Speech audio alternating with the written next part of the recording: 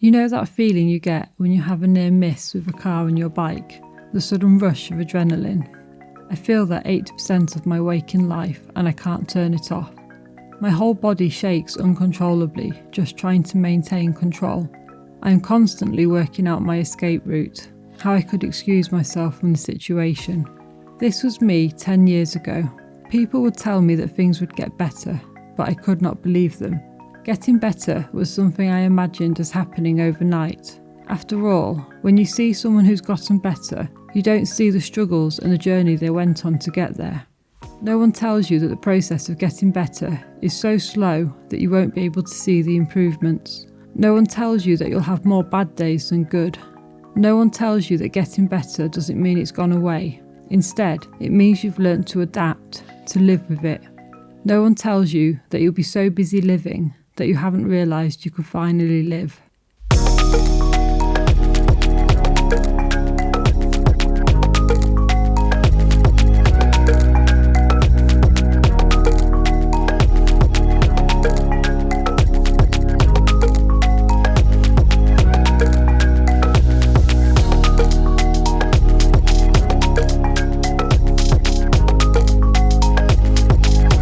My name is Jenni Myers, and in 2022 I took part in GB Duro, a primarily off-road 2,000km bike race from Land's End to John O'Groats.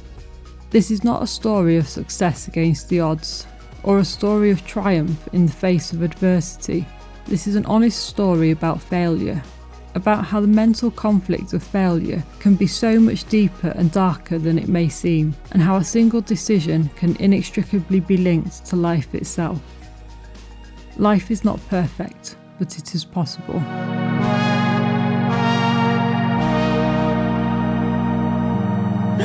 I hate introducing myself. You'd be like, my name's Jenni Myers. Hate it. I'm an ultra-distance cyclist. I'm not. Yeah, you are. I'm not. GB Duro is a race that covers the entire distance of the UK. That's 2,000 kilometres with 3 time-limited checkpoints and an 11-day cut-off time. You cannot sleep indoors or under any human-made shelter. And in 2022, of the 39 starters, only 19 finished. It's a really hard race. 10 days to go now.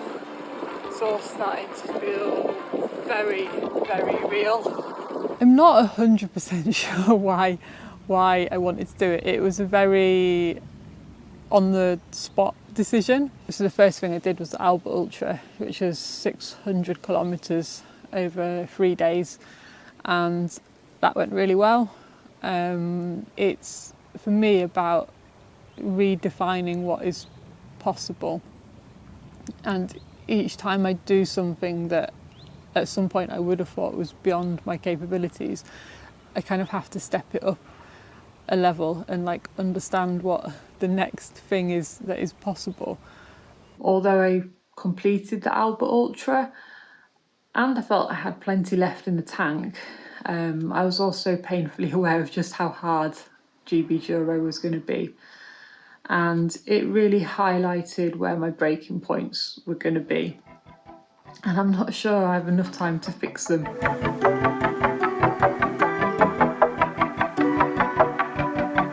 So agoraphobia is not a fear of being in open spaces, which I think a lot of people think it is. It's a fear of being in situations that you can't escape from, or help isn't easily available. So it's a fear of being trapped. So for me that manifests in things like a fear of being on public transport because you can't get off it whenever you like, or if I go to the cinema I always sit at the end of the aisle because it's an easy escape option. And I think depending on what degree you're experiencing it to, it kind of manifests as a point of not being able to leave the house.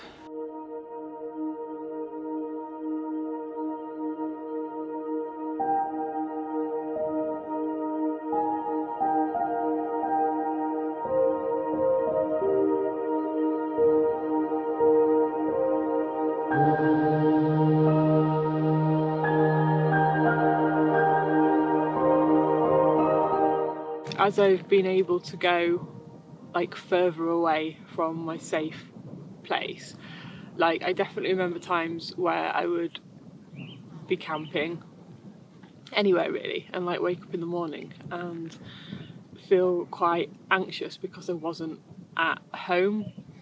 And now I can do that, so like I can be at Land's End, which is like I guess the furthest south in this country I could be from where my home is, and like wake up but feel okay about where I am.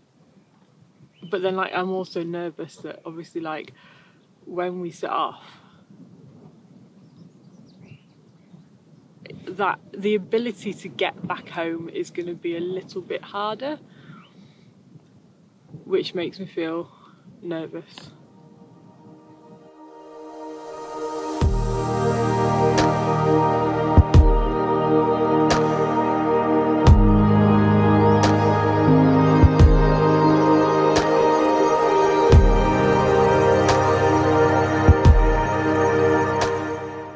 So we're not far in, but it's really tough going. So I don't think I've done many miles, but it's taken quite a while. I'm not looking at how far I've done or how long I've been going, because I think that will just be demoralising. Fairly certain I'm at the back already. Trying not to let that bother me. Just keep plodding away. I think I do like a lot of good processing when I'm riding my bike on my own. But then when you're doing like an ultra, there's so many other things to think about. You're kind of constantly thinking like, am I eating enough? And especially when it's hot, am I drinking enough? And kind of formulating a plan for like the things that you need to do when you stop. Like I'd forgotten to put lip balm on my lips. I was like, so I need to stop, I need to put lip balm on my lips. I hadn't put the salt tabs in my water. So I'm just like constantly thinking about them things as I ride along, which takes up quite a lot of time and means that my mind doesn't run away with me. Mini cheddars, are they crisps or are they crackers? And the mini cheddars that aren't mini, they're just called cheddars. But you can buy such a thing, can't you? Like in a tube. Just past a guy going in the other direction. Pretty sure he heard me talking to myself about mini cheddars.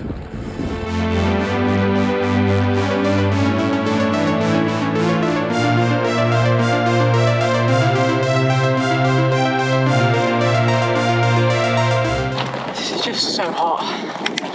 It's like absolutely ridiculously boiling. It just like saps all of your energy. I'm exhausted. 2 days of heat, and then we get rain, and then I'll be worried about the rain.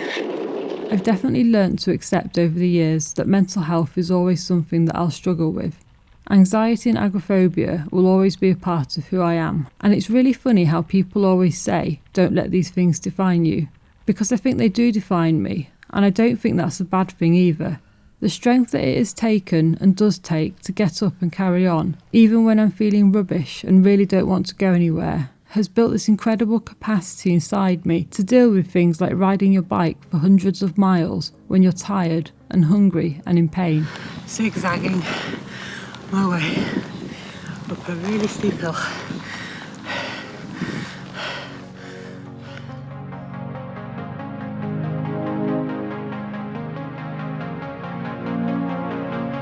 I think because like my brain has always been hardwired to see threat and danger in everything. It's not always correct. And I think when it's not correct, the impact that has upon me is bad. And I think that's why I get frustrated with my brain, because I wish sometimes I could trust what it was telling me. And I kind of get stuck in a dilemma. So if I get to a point where I'm like, okay, I want to quit, am I wanting to quit because I physically can't do this? Like I'm suffering from the heat, saddle sores, my sore wrist, and if I carry on, that will be bad for me. Is that the reason why I want to quit? Or do I want to quit because my brain is telling me that I want to quit? So I have a real dilemma. I don't think I can face the mental battle to carry on.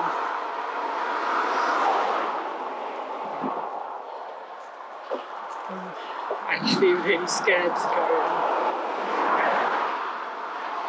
But I also don't think I can face the mental battle of scratching so early on.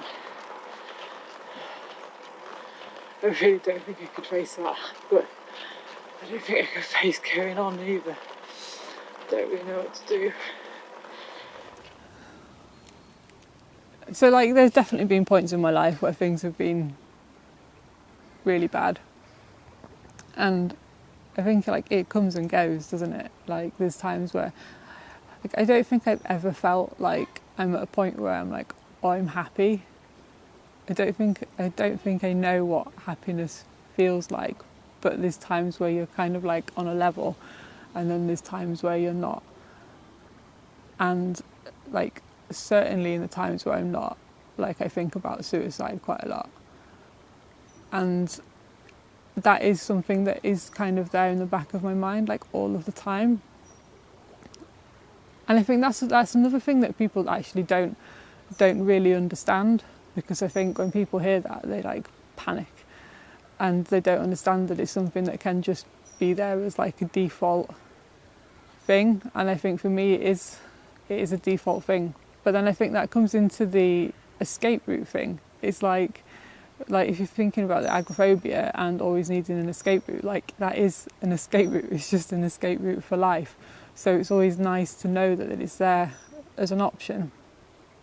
And like most of the time it's something that is in my mind nearly every day. Like I would say it's less rare that I will go through a period of time where I don't think about it every day. And I think, you know, doing something like GB Duro and then not doing very well in it, like it's a default thought that comes to mind. It's like, oh, I can't do this, I can't achieve this, I can't achieve anything. Like what is the point? Yeah.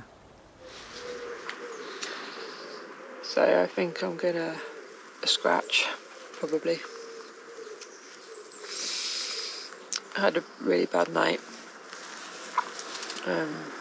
I didn't feel particularly comfortable where I was sleeping, so I didn't really sleep. So now I'm really tired, and I had a lot of pain in my wrist yesterday. I was hoping after a little bit of time off the bike it would feel better, but it doesn't. Still hurts quite a bit. And because I'm so tired, I'm struggling to eat, which means I've got no energy and I can't perk myself up.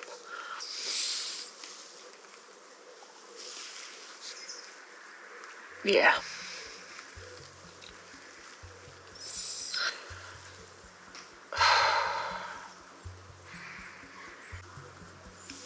I was hoping I'd get a lot further than this.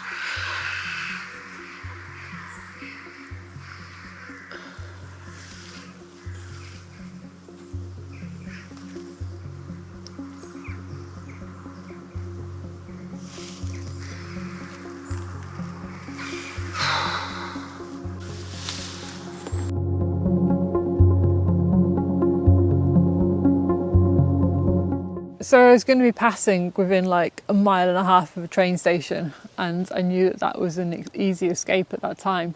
It was kind of like scratch here or you're going to be stuck for quite a while.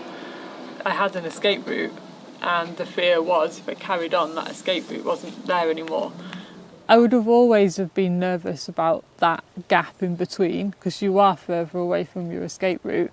But going into that, knowing that I didn't feel good, makes it even scarier. I really do feel like people are going to be looking at me and be like, she only lasted 24 hours, like what a fool, like why did she think she could do this?